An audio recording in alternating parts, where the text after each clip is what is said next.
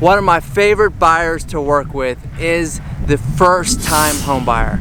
Today, I'm going to give 5 tips of advice that I give every first-time buyer.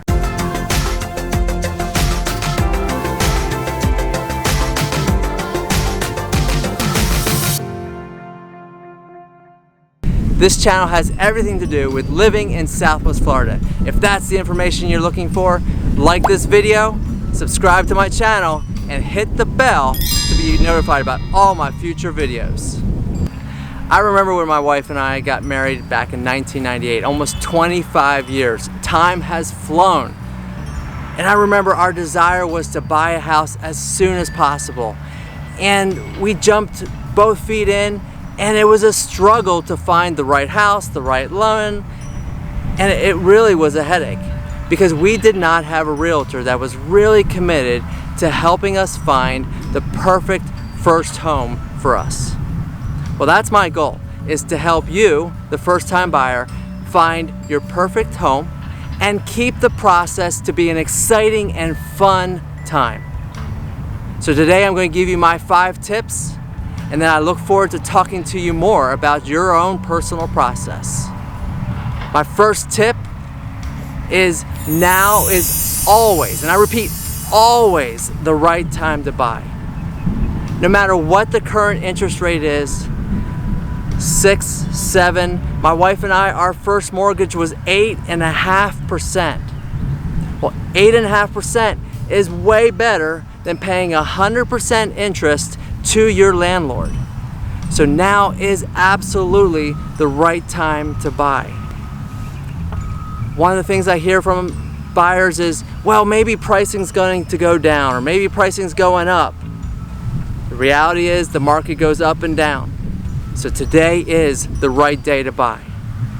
Tip number 2 is work with a trusted team from the very beginning. The tendency in this day and age is to do your shopping first. We have so many tools at our convenience that looking for the home becomes the first step. Back in 1998, when my wife and I were starting to look for homes, we didn't have all the tools at our advantage, so you had to go and find a realtor first. Today, it is equally as important to find your realtor first, so that's why you need to work with me and call me today. I have the trusted partners that I work with on a daily basis that I can refer you to. The trusted lender, the trusted title company, the trusted inspection companies. Now, of course, you can work with your own lenders and you can work with your title company that has always helped your family, no problem. But I have the trusted companies that have worked with first-time buyers with me in the past, and I know that they're going to take good care of you and that they're going to give you good advice because they have done it time and time again with my buyers. Tip number 3 is know and understand your finances. It's important for you as a first-time buyer to have sat down and calculated what you are comfortable paying in your monthly payments. It's not find the house and can you afford the house. It's first, what can I afford monthly payment wise, and then figure out what type of house you can fit into that budget. Now, your lenders are going to tell you this is how much house you can buy. It's based off of debt to income ratio, your credit score, and a whole factor of things.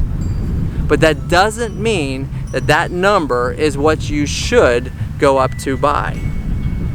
Comfortability will make your home much more enjoyable than being stressed out every single month about your mortgage payment.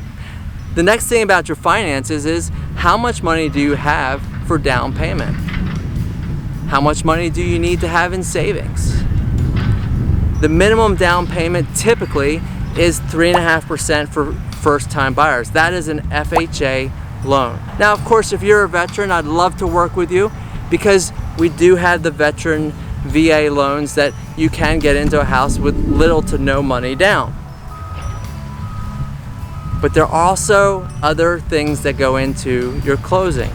You need, on average, up to about 6% cash available for closing costs. Now, of course, in this new market that we're in 2023, we are able to negotiate seller contributions into closing costs into a lot of the deals.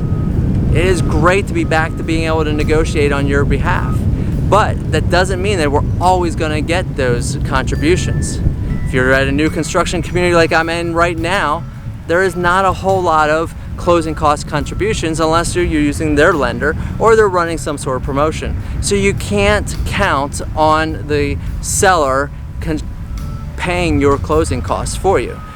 So do you have that money in savings so that we can go clearly present an offer when we find the exact perfect house for you? The other factor is, and this is an important one, you don't want to use all of your savings at the closing table.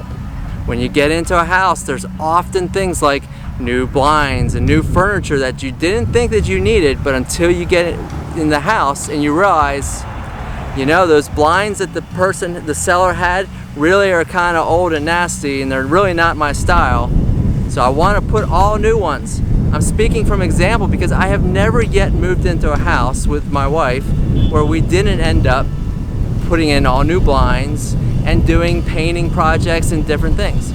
So you want to make sure that you have the money in savings for those type of purchases. So number 3 is know your finances. My 4th tip is know where you want to live. There are a lot of different options here in Southwest Florida for you to own a home. Do you want to live in a condo? Do you want to live in a townhome? Do you want to be in a single family home? Do you want to be in a community like this, which is a new home community, or do you want to have an acre of land so that you have the space to do things with your children and with your pets? These are all things that need to be considered. One thing to be considered is you can afford more house if you don't have an HOA fee. HOA fees do factor into your monthly payment with the lender, so they do have to be considered. Also, if you are looking at a FHA loan, a lot of condos, in fact most condos, will not be approved by FHA because of their financial status. So that's something to consider. Odds are you're going to end up into a townhome or a single family home. Now, where do you want to live? What type of commute do you want to have? These are all things to consider.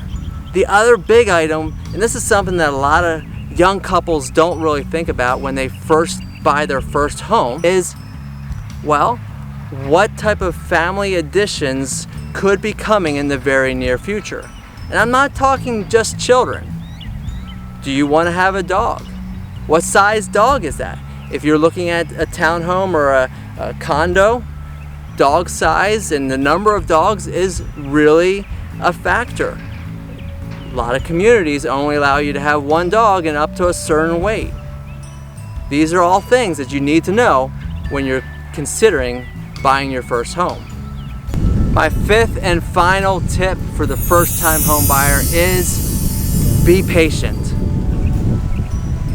And what I mean by that is simply this: take your time to find the right house.